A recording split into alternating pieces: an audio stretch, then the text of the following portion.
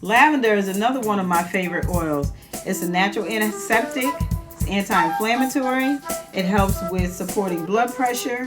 It's a great air freshener. You can use it for a linen spray if you add a little couple of drops in a spray bottle, and you can use that as your freshener around the house. A bathroom spray, linen spray.